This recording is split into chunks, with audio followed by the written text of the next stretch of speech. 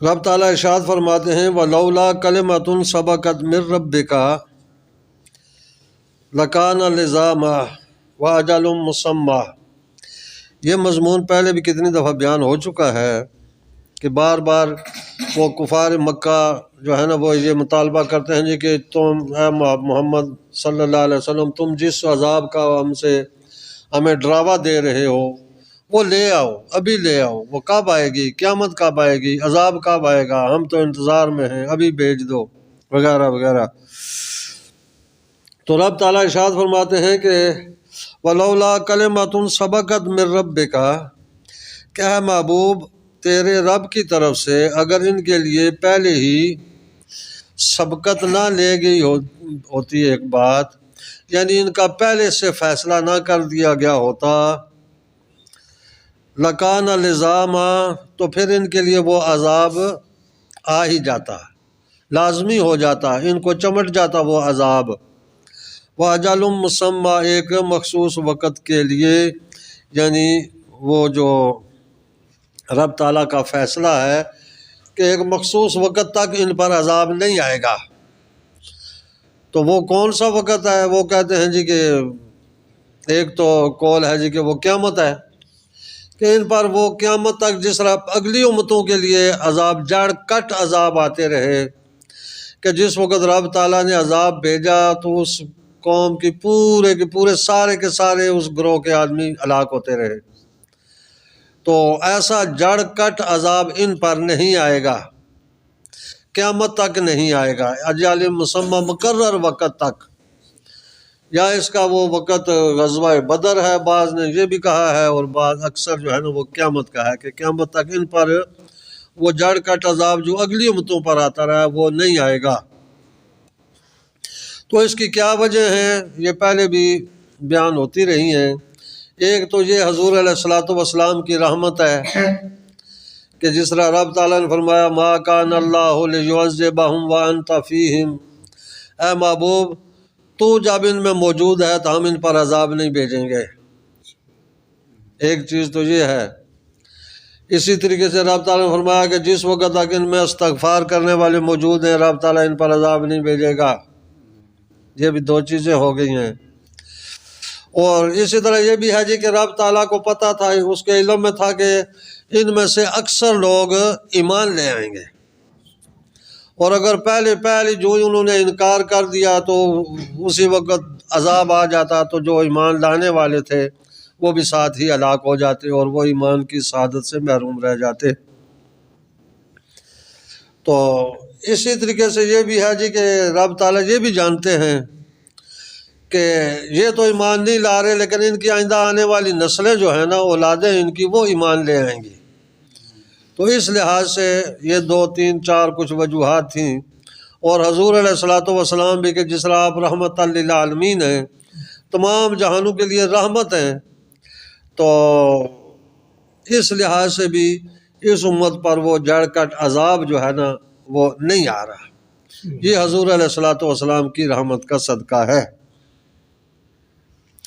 تو رب تعالیٰ ارشاد فرماتے ہیں فاصبر علی ما یقولون، کیا محبوب یہ جو کچھ باتیں کرتے ہیں نا، کبھی آپ کو شاعر کہتے ہیں، کبھی ساحر کہتے ہیں، کبھی دیوانہ کہتے ہیں، استغفر اللہ، طرح طرح کے آپ پر الزامات لگا رہے ہیں، تو ان باتوں پر جو ہے نا صبر کریں۔ فاصبر علی ما یقولون، ان پر آپ صبر کریں۔ بعض نے تو کہا جی کہ یہ آیت کا حصہ جو ہے نا یہ منسوخ ہے جہاد سے۔ بہرکیف یہ اکثر نے کہا کہ منسوخ نہیں ہے، بلکہ یہ صبر کرنا جو ہے یہ آخر دم تک ایک ویسے بھی اچھی بات ہے کہ مشکلات پر، پریشانیوں، تکلیفوں پر، یا اگر کسی سے کوئی بری بات سنے بھی تو پھر بھی آدمی اگر صبر کرے تو یہ اس کے لیے اچھی بات ہے، تو لہذا یہ منسوخ نہیں ہے۔ اور پھر اگر منسوخ تصور کی جائے تو پہلے جس طرح کا ہے کہ غزوہ بدر میں ان پر عذاب آیا، تو وہ سب پر تو نہیں آیا، پھر بھی کئی کافر مشرک جو ہے نا وہ باقی رہے، آخر دم تک چلتے رہے، تو لہذا زیادہ قرینہ قیاس یہی ہے کہ یہ آیت کا حصہ منسوخ نہیں ہے۔ وسبح بحمد ربک، اور اے محبوب اپنے رب کے حمد کے ساتھ تسبیح کرو۔ اس سے جو ہے نا نمازیں مراد لی گئی ہیں کہ اپنے رب کے لیے نماز پڑھیں قبل طلوع الشمس سے، سورج نکلنے سے پہلے، اس سے فجر کی نماز مراد لی جاتی ہے۔ وقبل غروبها، اور سورج کے غروب ہونے سے پہلے، اس سے عصر اور ظہر کی نمازیں مراد لی گئی ہیں۔ وَمِنْ آنَاءِ اللَّيْلِ وَسَبِّحْ وَاطْرَافَ النَّهَارِ، اور رات کے کچھ حصے میں جو ہے نا نماز ادا کریں، اس سے عشاء کی نماز مراد لی جا سکتی ہے۔ فَسَبِّحْ وَاطْرَافَ النَّهَارِ، اور تسبیح بیان کرو دن کے طرفوں میں، کناروں میں۔ تو کناروں سے جو ہے نا ایک مراد مغرب بھی لی جا سکتی ہے، ظہر بھی لی جا سکتی ہے، کہ دن کا جس طرح اگر دو حصے کیے جائیں تو فجر سے زوال، اور زوال سے پھر آگے مغرب، تو زوال بھی ایک جو ہے نا طرف، ایک کنارہ گنا جاتا ہے۔ لعلک ترضی، تاکہ اے محبوب تو راضی ہو جائے۔ یعنی اس طریقے سے اللہ تبارک و تعالیٰ کی عبادت کرو اور ان کاموں سے آپ راضی ہو جائیں گے، اللہ تعالیٰ راضی ہوگا، آپ بھی راضی، کیونکہ اللہ کی رضا اور محبوب کی رضا ایک ہی ہے، ایک ہی ہے۔ جس چیز سے اللہ ناراض ہوتا ہے اس چیز سے حضور علیہ السلام بھی ناراض ہوتے ہیں، جس چیز سے حضور علیہ السلام راضی ہوتے ہیں اس چیز سے اللہ تبارک و تعالیٰ بھی راضی ہوتے ہیں۔ تو قیامت میں تو اللہ تبارک و تعالیٰ جو ہے نا حضور علیہ السلام کو راضی فرمائیں گے، حضور علیہ السلام کی رضا چاہیں گے۔ وَلَسَوْفَ يُعْطِيكَ رَبُّكَ فَتَرْضَىٰ، اے محبوب آپ کا رب آپ کو اتنا دے گا کہ آپ راضی ہو جائیں گے۔ تو یعنی کہ محبوب کو رب تعالیٰ نے راضی کرنا ہے۔ ذرا آپ غور کریں کہ ساری مخلوق جو ہے یہ اللہ کی رضا چاہتی ہے، اللہ کی رضا تلاش کرتی ہے، اللہ تبارک و تعالیٰ اپنے محبوب کی رضا چاہتا ہے۔ وہ جس طرح اعلیٰ حضرت رحمۃ اللہ علیہ نے فرمایا نا کہ خدا کی رضا چاہتے ہیں دو عالم، خدا چاہتا ہے رضائے محمد۔ خدا کی رضا چاہتے ہیں دو عالم، خدا چاہتا ہے رضائے محمد۔ تو یہ ہے کہ رب تعالیٰ فرماتا ہے کہ اے محبوب یہ اس قسم کے کام کریں، نمازوں کو 5 ٹائم ادا کریں، راتوں کو تسبیح وغیرہ بیان کریں تاکہ تم راضی ہو جاؤ۔ وَلَا تَمُدَّنَّ عَيْنَيْكَ إِلَىٰ مَا مَتَّعْنَا بِهِ أَزْوَاجًا مِّنْهُمْ زَهْرَةَ الْحَيَاةِ الدُّنْيَا، اور یہ جو ہم نے دنیا کی زیب و زیبائش ان کافروں کو دی ہے، اس کو آپ للچائی ہوئی نظروں سے نہ دیکھیں۔ یہ حضور علیہ السلام کے وسیلہ آپ کے واسطے سے امت کو بیان ہے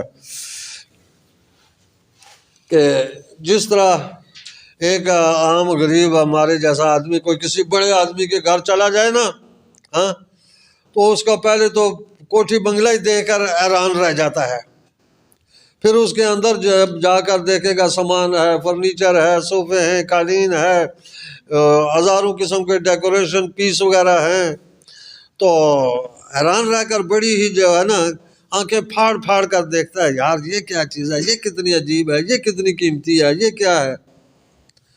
تو للچائی ہوئی نظروں سے نہیں دیکھنا ہے کہ جس طرح ایک لالچ کسی آدمی کو ہو یار کہ یہ مجھے بھی حاصل ہوتا تو کیا ہوتا، نہیں۔ تو رب تعالیٰ نے یہ ہمارے لیے فرمایا کہ ہم محبوب اپنی ان غلاموں سے کہہ دیں دوسرے لفظوں میں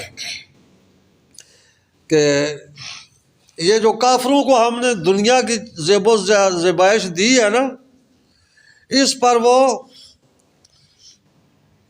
اس طرح اپنی آنکھوں کو جو ہے نا پھاڑ پھاڑ کر نہ دیکھیں، اپنی آنکھوں کو دراز نہ کریں۔